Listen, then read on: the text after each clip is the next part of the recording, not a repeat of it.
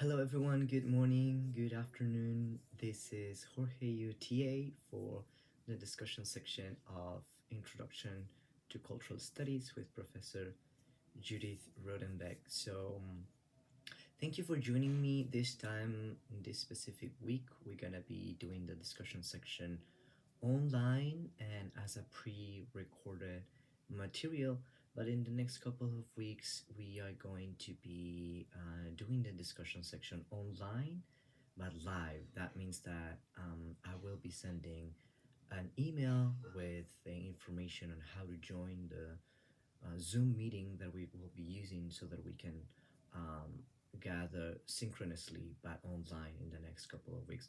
Just to share very briefly about me, I'm a PhD student in the dance department, and in the next couple of weeks, I have been invited to join an artistic residency at Indiana University, which is why I won't be able to be here in person, but don't you worry, instructions on how to join and participate in the next couple of weeks will be submitted as the weeks progress. So for this specific week, just to reiterate, this specific week we are just watching this video, this pre-recorded material, and then for the next couple of weeks I will be sending a Zoom link so that you can join.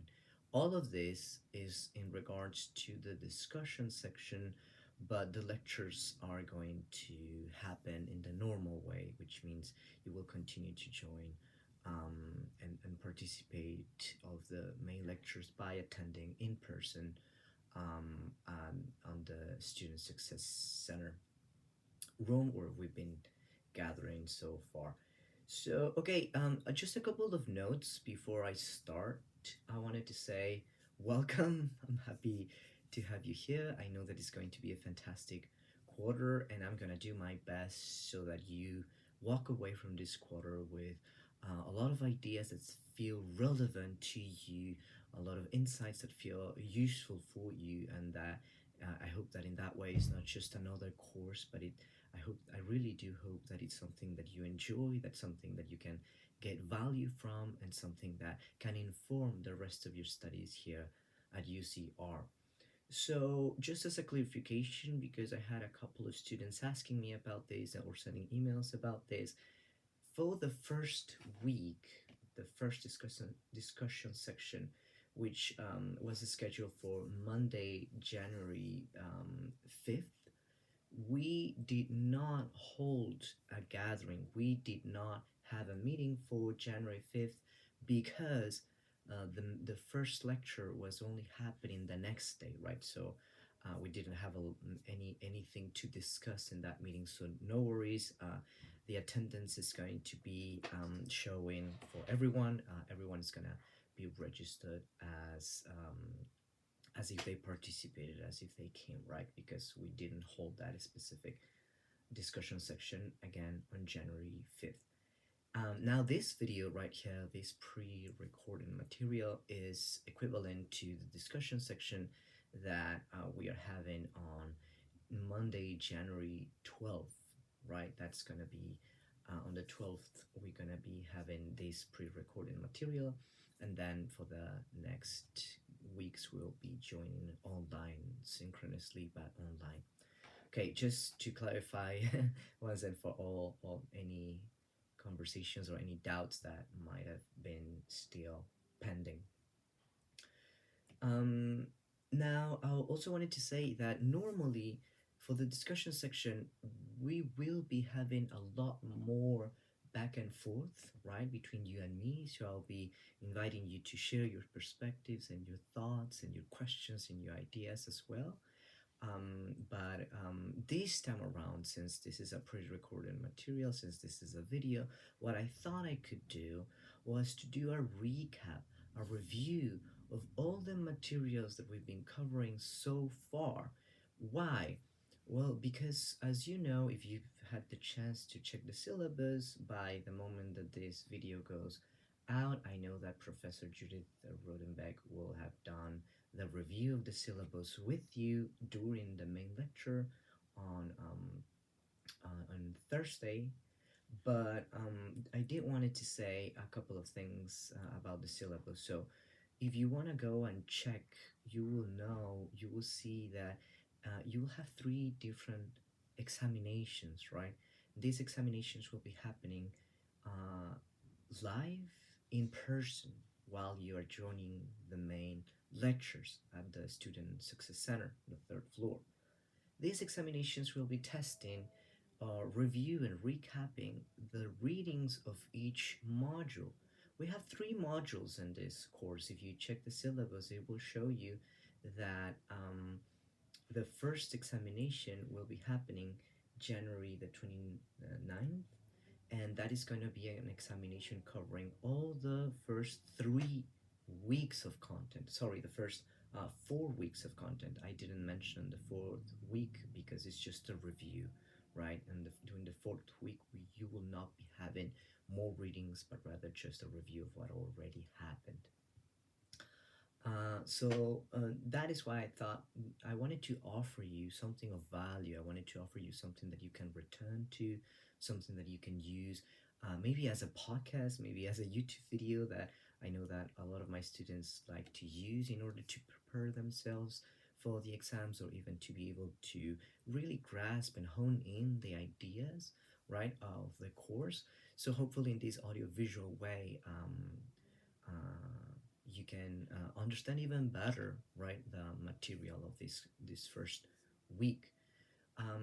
You already had a summary of the main vocabulary, right, the crucial keywords that we're going to be using in this module and throughout the quarter.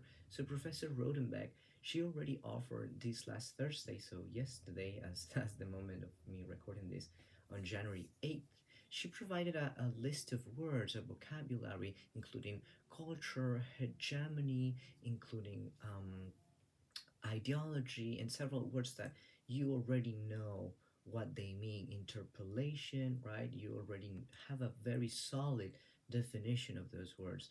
So what I thought for this specific video is I could run through the all the articles that we were expected to read this week, not to repeat the same. Actually, I'm relying on the fact that you already have those solid notions, and instead, what I wanted to do is offer my perspective, offer some complementary notes, offer some ruminations that I thought it was maybe the most um, interesting across these different readings so that you can really comprehend the definitions and you can cushion those definitions, right? Because it's good to have the solid definition, but it's also good to understand where that definition came from, what are the entailments of that definition, or what is the background for such definition, right?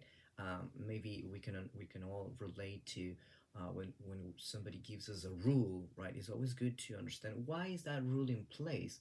So I think about it in the same way when it comes to definitions, not only to offer ourselves a solid definition, but also understand why is that definition useful, or how did that definition came to be. So if you want to walk around, maybe take a walk as you're listening to this in the form of a podcast, maybe that could be useful. But let me just start now. Let's take a deep breath if you're listening to this. And what I'm going to do is just briefly mention the readings that I will be covering, especially for the ones that we'll review on January 8th.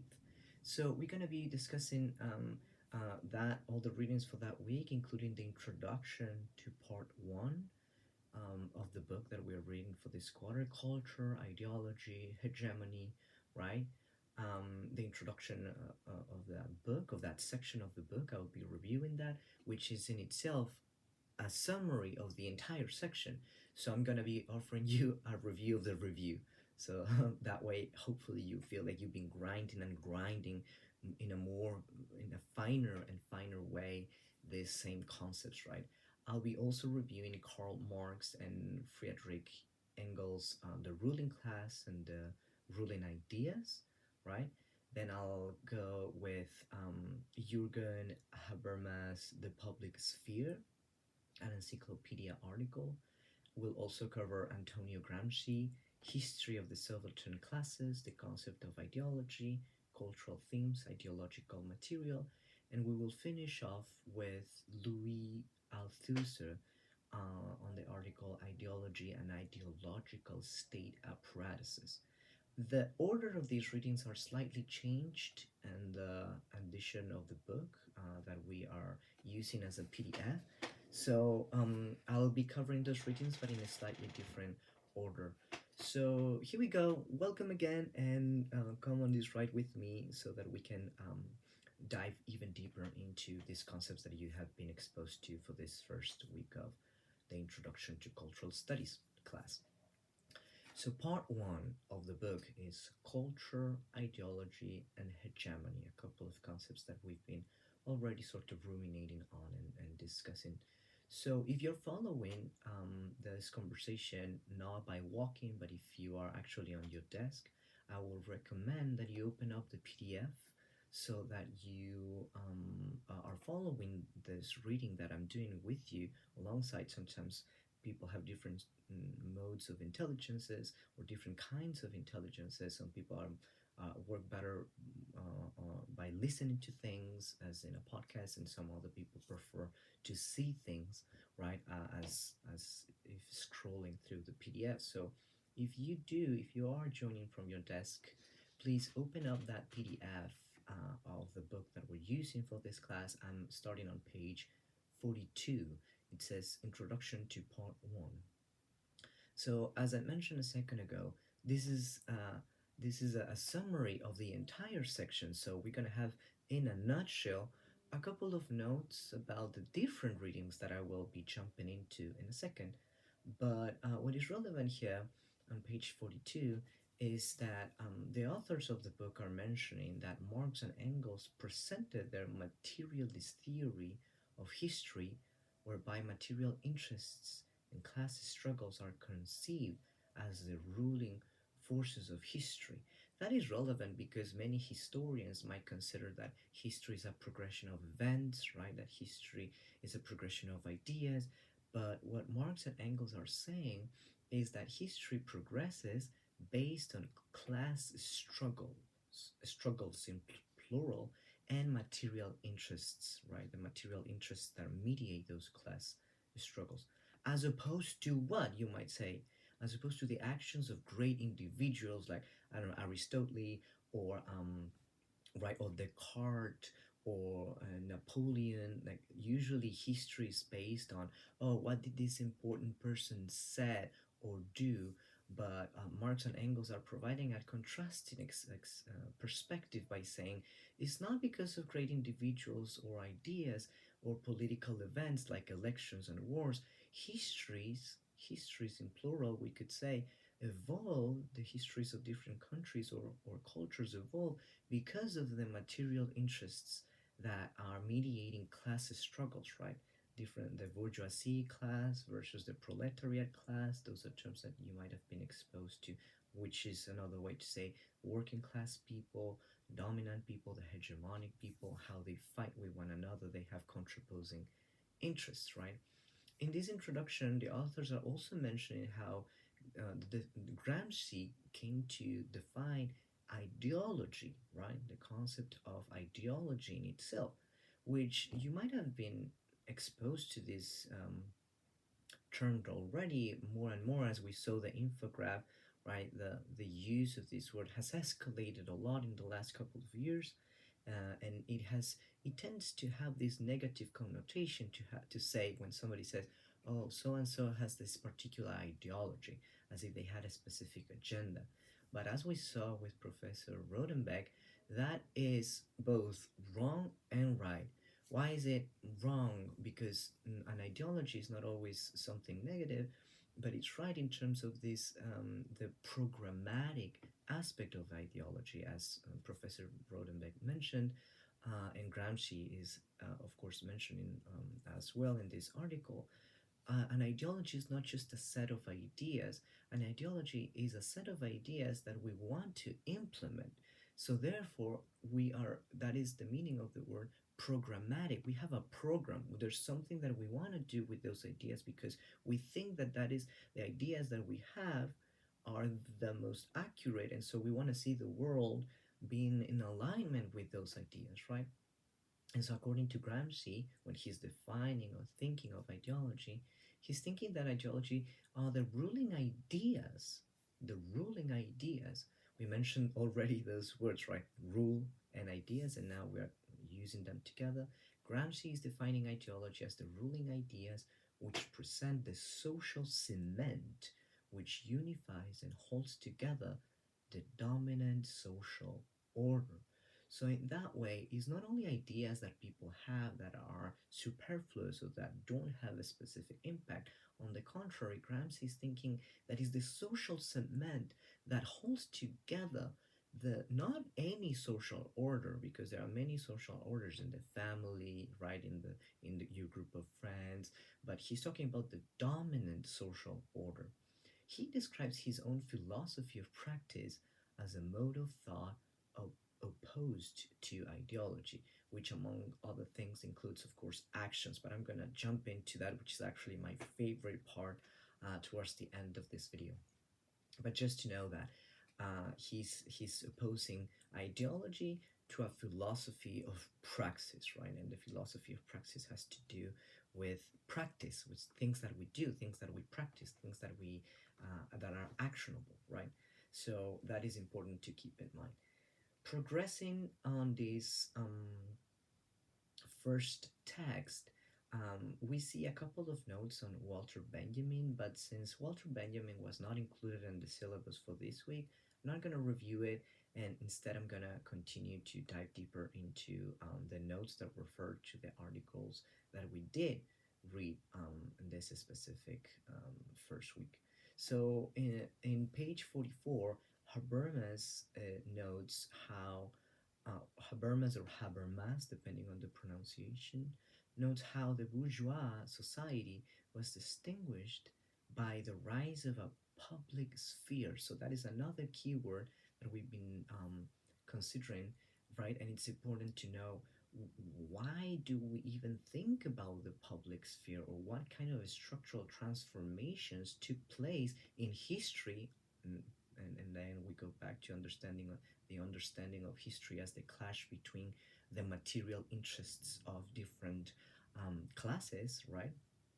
And in that progression of material interests of the clashing classes, Habermas is saying that there was the emergence of a public sphere with alongside the emergence of the bourgeois society. Remember what we mentioned about the bourgeois or the bourgeoisie. There's middle class, right, educated people in Europe, right, that were inhabiting mostly the urban spaces, right, and so these educated people that also used to have some sort of capital power, right, because they were able to engage in commercial activities. They were also having education, and they were able to engage in this sort of free dialogue, right? This free dialogue that, as according to Habermas, stood between civil society and the state. That is important to know. That the public sphere is this place, is this space where public opinion is generated as a sort of mediation between civil society and the state, right? And this civil society as this compilation of peoples, of demographics, and the civil state as the harder consolidation, more structured um, organization, right? And not only is mediated, not only is at the middle of civil society and the state, is also mediating between the public and the private interests, right? When we talk about the public, we think of the state, we think of the government, versus private, the civil society, the people, what they want, regardless of what the state wants, right? Yet Habermas also notes a transition from the liberal public sphere, which originated in the Enlightenment and the American and French Revolution, to a media dominated public sphere. So, why this is relevant? Because if we are saying that the public sphere is the space where public opinion is generated, right? And we are saying that these emerge because of the educated class, the bourgeoisie, engaging in dialogues, or informal dialogues, right? At the pub, at the plaza, while grabbing a drink at a cafe, right? People just discussing, right? That was part of the public sphere.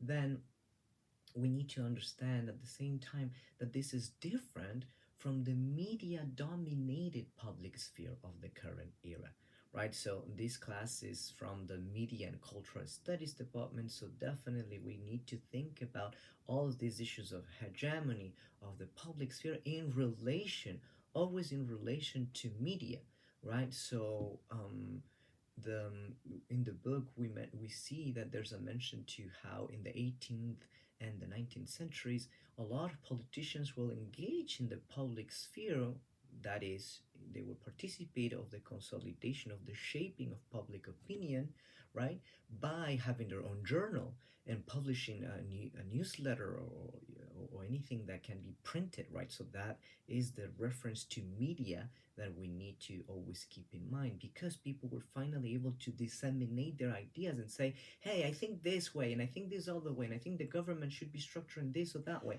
and I'm against these ideas and I propose these other ideas. All of that dialogue, right, was part of the public opinion. But Habermas, our author, is saying that that is different from the current situation where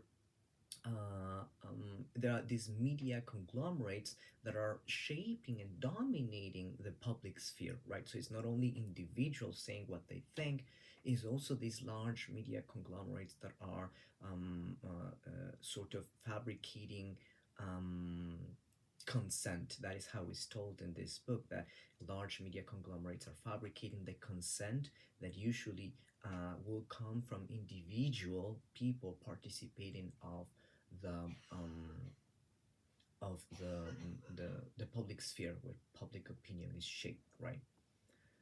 There are critics of this as well, right? In page we can see page 44 of the PDF, which is page 5 of the actual the number that you will see on the page, right? It says that Habermas's critics contend that he idealized too much the earlier bourgeois public sphere, and thinking that, oh, it was perfect, it was ideal, everyone was expressing their own ideas freely and rationally. And the critics say that Habermas's critics say that it wasn't as free and it wasn't as perfect as we want to think about it. And even though it might have been thought or proposed to be this free, right, public sphere of where anyone can express themselves, there are studies showing and documenting that working class, plebeian, or women's public spheres were not included in that public sphere where public opinion was being shaped, right? Then the review now on page 45 is referring to Althusser's intervention and their consequent development, the Althusser's developments or ideas and their consequent impact on cultural studies, because his ideas have had quite an impactful reception in cultural studies for sure. And what is relevant to say here is that Althusser's ideas on ideology rested on a notion of a social formation composed of economic, social, and ideological practices. And the key word that I'm highlighting here is practices, because I will go back to that one in a second. But for now, just put a mental pin on that one, right? Ideology is not just a set of ideas or abstract ideas out in the ether. They are actually connected to their actuality, right? They are connected to their actualization, to the actions that people engage on. So we can say Althusser shifted the discussion of ideology to focus on everyday practices and rituals organized by social institutions he designated as ideological state apparatuses. And we also had a definition for that during the lecture, right? The repressive state apparatus versus the ideological state apparatus. So I'm not gonna dwell too much into that. But this review is saying that his most widely read essay, which it's also included here on the syllabus, Ideology and the Ideological State Apparatuses, is outlining his basic assumption that experience, consciousness, and subjectivity, could you imagine how deep this goes, right? Not even your experience as a person, or the fact that you're being conscious, but your own constitution as a subject is an effect of an imaginary relationship between an individual and their real conditions of existence. So again, not only your experience, your consciousness, but your subjectivity, the very fact that you constitute yourself as a subject, as a person, right, is an effect of an imaginary relationship between the individual and their conditions of existence, the real conditions of existence. And when we talk about the quote unquote real conditions of existence, we go back to the Marxist ideas that we were mentioning at the beginning in terms of how history is just a clash of material interests, of real interests that result of the clash between different classes, right? So those real conditions. About those real conditions, individuals create an imaginary relationship to that and be like, where do I position myself in those material fractions or those material clashes between the different classes, right? Those material or real interests between that result from the clash of different classes, then that imaginary relationship that I project into that is what creates my subjectivity, right? As he writes, all ideology has the function of constructing concrete individuals as subjects. That I think to be something quite key in this entire conversation. So usually the way that we conceptualize ideas is a little bit more superficial. We might think that, oh, people hold these specific ideas, and some other people think about these other ideas. But what Althusser is considering here is that to have ideas, to have an ideology, right, is to construct ourselves, to turn ourselves, to transform ourselves from mere individuals into actual subjects. And here, it might be important to think of the article by Gramsci, the Italian author, when he's saying that to be a subject is not only this romantic, beautiful thing of, oh, I'm a subject, I'm a person, I'm an individual, right? He's saying it's that, but it's also to be subjected to, right? When you become a subject, that means that you are being subjected by what?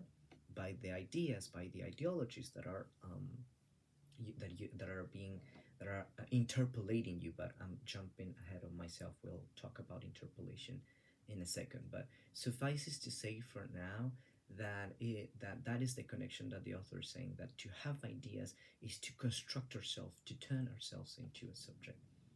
Now, I'm jumping into the first article that we were reading, The Ruling Class and the Ruling Ideas by Karl Marx and Friedrich Engels. And what is really relevant in this paper, and it's a short paper, is that the ideas of the ruling class are in every epoch the ruling ideas. That is important to think about because since we were saying that history is the progression of the clash between classes, it follows that the way in which we contemporary people we receive history is filtered already by who won, who was the winning part in that clash between the classes. So when we read about enlightenment, when we read about the Middle Ages, when we read about postmodernity, modernity, those past ages, we are not getting the raw, unfiltered take on what happened in those moments. History is already filtered by our understanding and already filtered by who gets to write history. And usually, the people that write history are those that were triumphant in this clash of classes, right? And you can already imagine who wins those clashes: the people that have more resources, the people that have the military power, the people that have the economic power, those get to write history, and that is the history that we receive, right, as contemporary people. So that is why Marx and Engels are saying the ideas of the ruling class, not just any class, the ideas of the ruling class are in every epoch the ruling ideas. The class, which is the ruling material force, the real force of society, is at the same time its ruling intellectual force. So that is, in a nutshell, what this article is really talking about, how the ideology is already intertwined with who got to write it, who got to put it down as the correct history. Since we are mentioning that from a Marxist perspective, history is just the result of the material interests mediating the clashes between different classes, right? So it follows that that history that we receive, right, that history that we receive about past ages, again, is mediated by who won, who was the triumphant party in that clash between classes, and also whose ideas we're receiving. So that is what Marx is saying, that it is an important uh, grain of salt that we need to take into consideration when receiving those ideas. They already have that weight of the clash of the classes. And then I'm gonna progress through this because I only have so much time left. But what it's important to mention here is that those ideas usually are presented as those dominant ideas that we receive from, again, the winning or the triumphant parties in from the clash of classes of previous ages. We receive them as rational, universally valid ideas, as it's said on page 49 of the PDF, and that will be page 10 as it's marked on the actual pages of the document, right? So we receive them for without that consideration, without that criticism, right? That is why Marx and Engels are saying by the end of the paper, they are saying, and any ordinary life, every shopkeeper is very well able, right, to distinguish between what somebody professes to be and what they really are, right? He's saying the layman, anyone is able to make that differentiation between what people professes to be and what they really are, who they really are. But they are critical of history or historiography, right? The science behind history. They are saying our historiography has not yet won this trivial insight, right? It's saying anyone is able to distinguish between what somebody professes to be and what they actually are, but it seems like our studies of history do not have that trivial insight. We take things the way that they come to us. So we don't have that criticism of saying, wait, okay, I'm reading about the Enlightenment. So they are saying that they are looking for illumination, they are looking for rationality, they were looking to enlighten themselves. Okay, so I'm taking it the way it is. Sure, if they are saying that those are the enlightened ones, if they are these authors are saying that they are looking for rationalism, the rational decisions, sure, I'll take it because that's what they say. Why would they be lying, right? But here Marx and Engels are saying, haven't you encountered that trivial insight that what people say is not necessarily what people do, or what they profess to be is not necessarily who they really truly are? So that insight they are suggesting that we apply not only as we're shopping or as we are like going about life, but prominently when we are receiving history and when we are receiving ideas to think about what really is, what is the um, what are the power imbalances that mediated the fact that I'm even receiving these ideas. The fact that I'm receiving these ideas means that, oh, these people were able to publish all books. These people were able to publish their articles and they were not censored.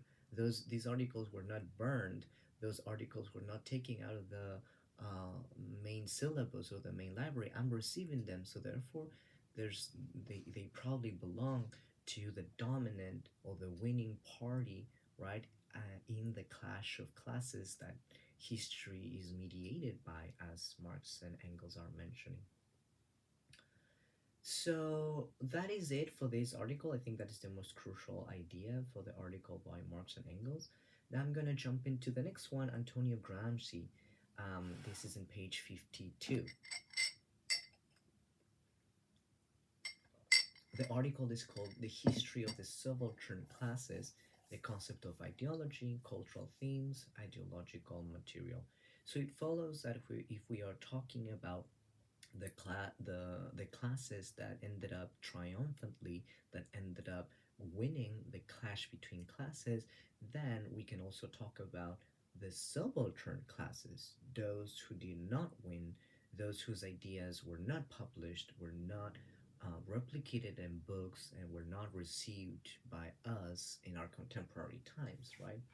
So bear in mind that Antonio Gramsci is talking in the context of the wave of fascism that happened in Europe, right? So we are talking about, when we talk about the wave of fascism, we have an iteration in Spain, right? We have an iteration in Germany, we have an iteration in Italy. So the German iteration tends to be the one that gets the most attention, right, or scholarship when we're talking about the Nazism. But in Italy, they also suffered of a similar wave with Mussolini, and Mussolini was, right, the dictator that sent Gramsci to jail. So all these ideas that we're getting from Gramsci are coming from, quite literally, the notebooks from jail. That's the name of of the of the publication. So he's jumping first, right? Just to give you that context of like, oh, he's not writing just because he thought 1 second, oh, I kind of want to talk about ideology. I kind of want to talk about hegemony. No, he's talking about that because that was the pressing issue of his moment. He got he got put into jail because of the fascist regime that was reigning in Italy in the 20th century. So he's talking first of the subaltern classes, right? Saying that the historical unity of the ruling classes is realized in the state, and their history is essentially the history of states and of group of states. So following what we were saying from a Marxist perspective, that history is nothing but the clash between different classes, Gramsci is taking it even a step further and saying the historical unity of the ruling classes is realized in the state. So the dominant classes, or the way in which we were saying it a second ago, the class that ends up being triumphant among or amidst the clash between classes, gets to have their historical unity or the voice validated through the state. He's saying it's the dominant classes get to have the power in a way that they control the state in itself, not only have the upper hand on the table, not only have the most dominant voice on the press, they actually rule the states, right? That is what he's talking about. And so, from that perspective, it follows that if they are dominant classes, there are also the subaltern classes, or the subaltern social groups, which are the ones that are subjected to power, right? They become a subject of, they become subjected to this power, but they don't have power themselves. Their active or passive affiliation to the dominant political formation, their attempts to influence the programs of these formations in order to press claims of their own, and the consequences of these attempts in determining processes of the composition, renovation, or neo-formation. I am on page 14 as it's marked on the pages of the PDF, or page 52 as it's shown on the on the PDF on the software, right? So that is the sort of like the reason why he's talking about the subaltern groups, or why he's even reflecting about this, and he's saying the subaltern groups. mm, There is always an exercise to translate what they are saying, right? There's a sort of a mediation of a party that it's hard to do. It's hard to translate what the subalterns are saying, because if we just established a second ago that the dominant classes are the ones that are always having their ideas published and disseminated, he's saying even though we should be attending to the subaltern classes, it's hard to do that translation, and we could even be twisting what the subaltern classes are saying in that exercise of mediation, right? So, what it's important to mention here is that when it comes to hegemony, the it's not just the domination of the subaltern classes. What turns domination into hegemony or hegemony is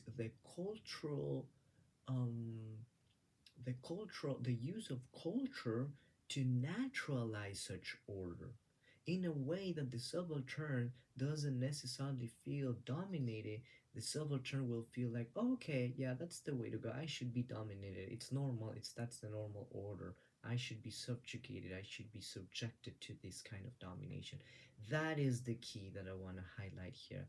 Hegemony is, according to Gramsci, is not just the domination of the other, is the domination and the use of culture to subject people to the conviction that that is the natural order, that that is how they should live, that they should be always subalterns or subalterns. That is their nature. What I want to highlight here in the section 2 of this article, the concept of ideology, is that could you imagine this? I thought to be something really, really cool that it's going to send us into the last branch of the conversation that I prepared for the day. Is that here in page 53 of the document, it says ideology was an aspect, used to be an aspect of quote unquote sensationalism. Which, what is sensationalism? The 18th century French materialism. Isn't that insane? That ideology, there was a discipline called sensationalism. Now we understand that word in a different way.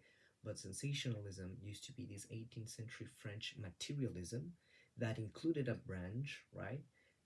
And one of those branches was ideology. Ideas had to be broken down into their original elements. So if this is a discipline, if sensationalism is a discipline, right, and a branch of that discipline was ideology, then it means that this discipline was trying to analyze something, was trying to understand something. It was a framework to understand something, right? As mathematics is a framework to understand numbers, or anthropology is a framework to understand cultures, right? Sensationalism and the specific branch of sensationalism ideology was trying to break down ideas. This is the interesting thing, to break them down to their original elements. And from that framework, what is the original element of an idea? It's not just the abstract postulate, it's not just the abstract formulation. He's saying that from that framework, the original element of an idea was nothing other than sensations. We produce ideas based on corporeal sensations. We touch something and we were like, "Oh, that was too hot, I didn't like it." So then, based on the sensation, you formulate the thought, "Oh, fire is hot." Okay, beautiful. So when we are analyzing the postulate, "fire is hot" or "fire burns," if we break it down to the original elements, what is at the core of that idea was a sensation of a pleasing sensation, or maybe an uncomfortable sensation of, "Oh, that was too hot, so I don't like it, it's dangerous," right?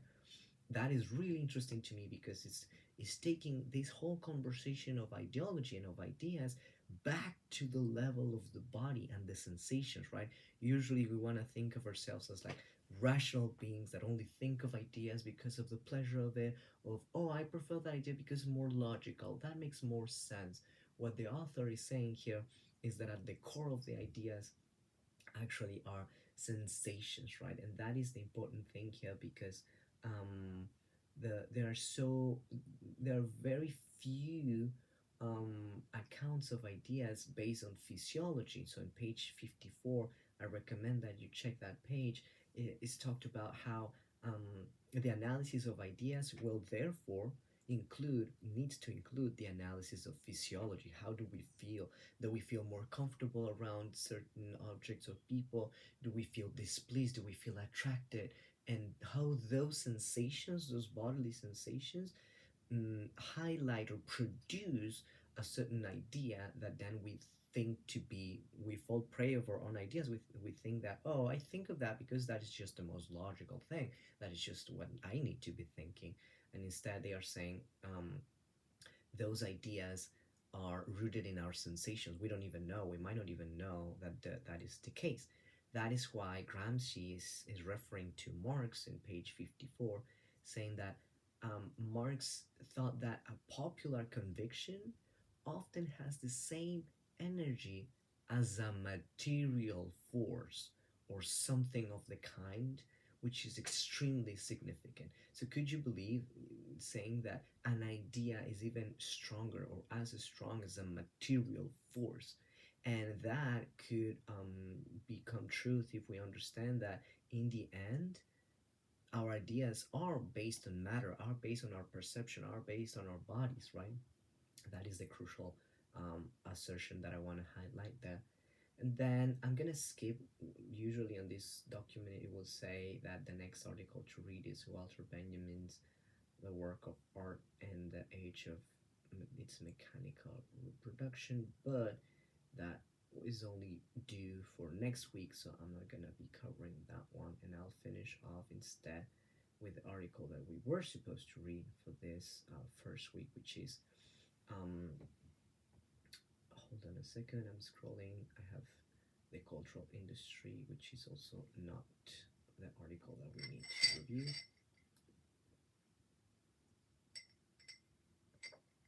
I'm getting there. Sorry about that.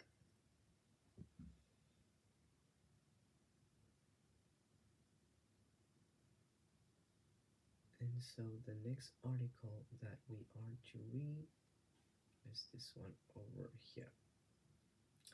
Yes, Jürgen Habermas, The Public Sphere.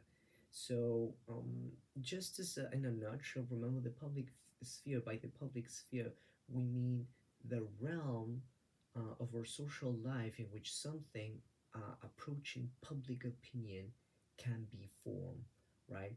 This kind of like criticism that the citizens informally, sometimes formally, but mostly informally, do of the ruling structure that is organized in the form of a state. And so please bear in mind that public opinion, that public sphere, was also mediated or emerged in the 18th century because of the emergence of the bourgeoisie, the educated class, right? Education was not centralized only for priests or the Catholic Church. Like, people started to know how to read. The bourgeoisie knew how to read and write. They will publish their own manuscripts. They will start to publish their newsletters, and they will disseminate them, and therefore participate of how public opinion is shaped, right? What is important to figure, or make the, I invite you to think about how the public opinion is shaped not only by what people say, but the very media or the technologies that they use to do such operation, right? In its emergence, at the beginning of the public sphere, the emergence of the public sphere, this was mediated by the press, right? By being able to finally print documents that you could circulate. But nowadays, we have so many other modalities to share our ideas that I think we might need to refresh these theoretical frameworks. And you are the generation that needs to think of how the public sphere, the public opinion now is indebted and is so highly determined by the specific technologies that we use now, like social media, blog sites, and AI, how that is changing, right? Because these authors already theorized what happened in the transition from the regular press, right, to just print documents and circulate them as newsletters, transitioning from that to the media conglomerates that are fabricating consent, right, and where the voices of individuals are not as present anymore, but rather the voices that are massively distributed by these channels. But now we need to also theorize the next transformation, which is how the new the new social media, the new technologies are also reshaping what um, how public opinion is created. So okay, I didn't get the chance to heading to the end of the time over here, and I still had one more paper that I wanted to discuss, but I think I'm gonna open our next conversation, which is going to be on January 19th. And if I'm not mistaken, I think there's a couple of holidays that I don't have in mind right now, but if there's a holiday, I will let you know for sure. If not, the next meeting, since this video corresponds to our discussion section of Monday 12th, in the next meeting on January 19th, I will start with this article by Luis Althusser. And just bear in mind for that conversation that it's all about how ideas are material. We've been talking about that a little bit in terms of material struggles or material interests, but that material emphasis of ideas, we're going to take it even further, and we're going to consider how our bodies, which are material, are participating of that materialization of ideas, right? That materialization of ideologies through practices, through actions, through movement, right? Remember that I'm a dance scholar, so of course I'm interested in like how those ideas are not remaining on the abstract level, but they are actually grounded on what our bodies do. So, okay, thank you very, very much for your attention. I really hope that this was useful and that you were able to get to go even deeper into the conversation that we started already with this course. So that's it for today.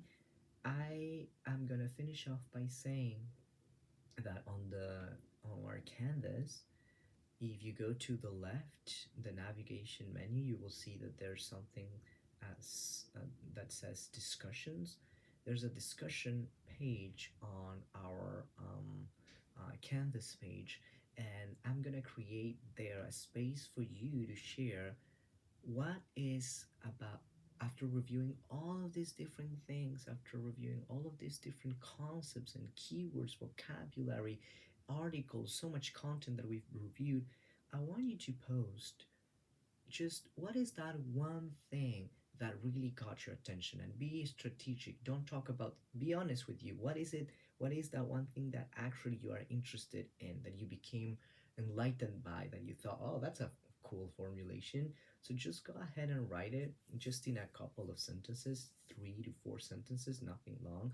I just want to hear, after all this review, all this vocabulary, all these keywords, all these presentations, all these lectures, that after this review, this podcast with a video component, I want to hear what is that one thing that really impacted you, and just mention and expand your ideas. Just say what is it, and talk about it in a couple of sentences, and that's it for this discussion section. I'm doing that because again, normally we will talk back and forth, but since this is pre-recorded, I'm using the discussions option our page on Canvas. Thank you very much, and I will see you the next week. I hope